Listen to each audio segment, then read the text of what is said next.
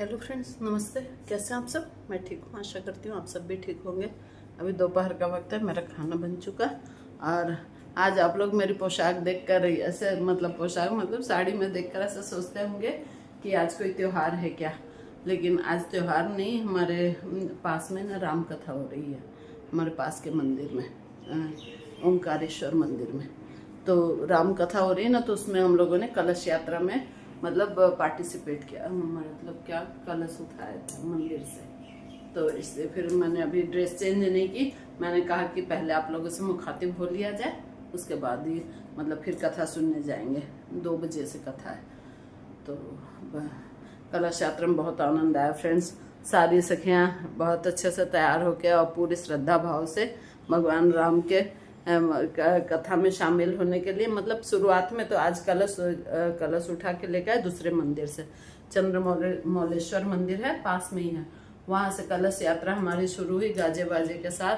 बहुत अच्छा लगा फ्रेंड्स, और इतने अच्छे राम धुन के साथ हम लोगों ने कलश यात्रा लेकर आए इस मंदिर में, हमारे पास वाले में, ओंकारेश्वर मंदिर में। फिर वहां पर कलश स्थापित कर दिए। फिर जो कथावाचक हैं तो उन्होंने थोड़ा बहुत कि कथा का तो नहीं, शुरुआत में प्रस्तावना टाइप को पढ़ते हैं ना, थोड़ा सा पढ़े।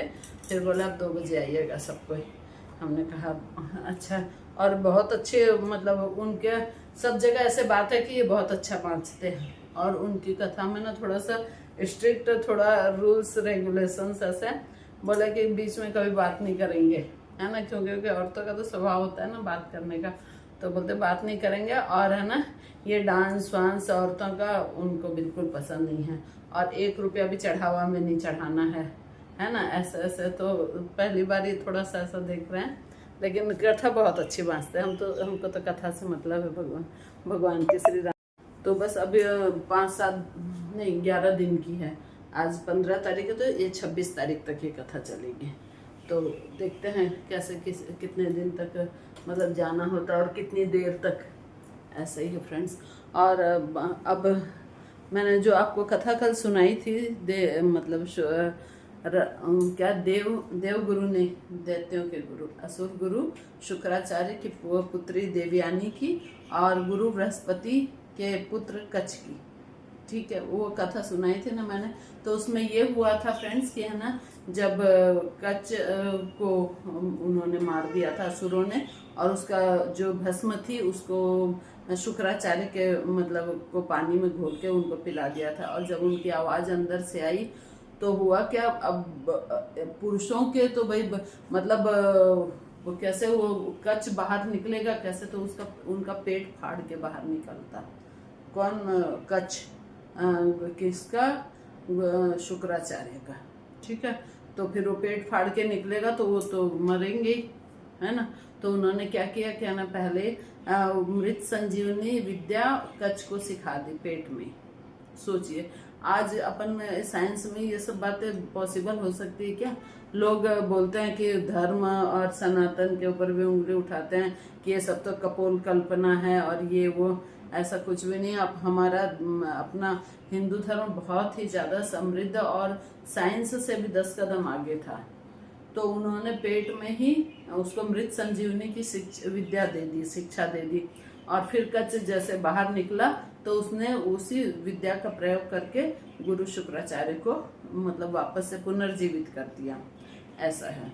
और फिर उसके बाद जब उसने देवयानी से शादी करने के लिए मना किया कि आप तो मेरी गुरु बहन हो, तो फिर देवयानी को बहुत क्रोध आया। और क्रोध में उसने उनको कच्छ को ये दे दिया श्राप कि आप आगे से तुम ये मृत संजीवनी विद्या जो सीखे हो वो पूरी भूल जाओगे। तो उन्होंने भी चिढ़कर, कच्छ ने भी चिढ़कर ये उनको श्राप दे दिया कि तुम्हारा पति चरित्रहीन होगा, तुम जिससे भी शादी करोगी वो चरित्र के मामले में थोड़ा कमजोर रहेगा, ठीक है। तो उस समय चोट खाई थी किसने? देवयानी ने। तो वो भरी बैठे थे, लेकिन अब क्या करें, वक्त के साथ साथ धीरे धीरे वो समय बीत जाता है। फिर होता क्या है फ्रेंड्स कि ये देवयानी की एक सहेली थी, कौन? शर्मिष्ठा। वो थी असुर राज क्या वृषपर्वा की बेटी, शर्मिष्ठा शर्मिष्ठा और देवयानी की दोनों की मतलब मित्रता थी, दोनों साथ खेलती बड़ी हुई साथ में। तो फिर एक दिन क्या हुआ फ्रेंड्स के दोनों स्नान करने सरोवर पर गई। तो सारी दासियां भी थी, तो वो अपने कपड़े रख के सरोवर में जैसे स्नान करने गई तो बहुत तेज आंधी आई, और आंधी आने से क्या हुआ कि उनके कपड़े इधर उधर हो गए और सारे कपड़े मिक्स हो गए, एक दूसरे के हो गए। तो देवयानी ने क्या किया, भूलवश शर्मिष्ठा के कपड़े पहन लिए। फिर शर्मिष्ठा के कपड़े पहनने से क्या हुआ कि उसको बहुत गुस्सा है, वो तो राजकुमारी थी और उसको बिल्कुल पसंद नहीं था, और देवयानी बहुत खूबसूरत थी और उन कपड़ों में और भी वो राजकुमारी के जैसे उसका रूप निखर गया था। तो शर्मिष्ठा को बहुत क्रोध आया। फिर वो उनसे लड़ाई करी, किससे, देवयानी से, और बोली कि तुमने ऐसे हिम्मत कैसे कि तुम गुरु पुत्री हो, तुम्हारे पिता मेरे पिता राजा के कौन है, सेवक हैं, है ना। ऐसे कर करके उसने बहुत मतलब उसको जल्दी कटी सुनाई। तो इसको और क्या किया, सुनाई तो ठीक, और जाके उसको कुएं में धक्का दे दिया। सहेलियों में सोचिए फ्रेंड्स कैसा होता। पहले तो इतनी पक्की सहेली थी, लेकिन बस इतनी सी बात पे नाराज होकर, और अब जो राजा की बेटी रहती है उसमें तो क्रोध रहता ही है, तो उसने उसको कुएं में धक्का दे दिया। हालांकि कुआं ज्यादा गहरा नहीं था, लेकिन फिर भी उसको चोट आई और वो कुएं में पड़ी पड़ी रोने लगी, कहराने लगी। और इधर ये लोग तो वापस आ गए। तो हुआ क्या कि उधर से ययाति राजा ययाति थे, नहुष राजा के पुत्र थे वो, और वो बहुत ही सुंदर और वीर और पराक्रमी थे। तो वो उधर से क्रॉस हो रहे थे, मतलब जा रहे थे।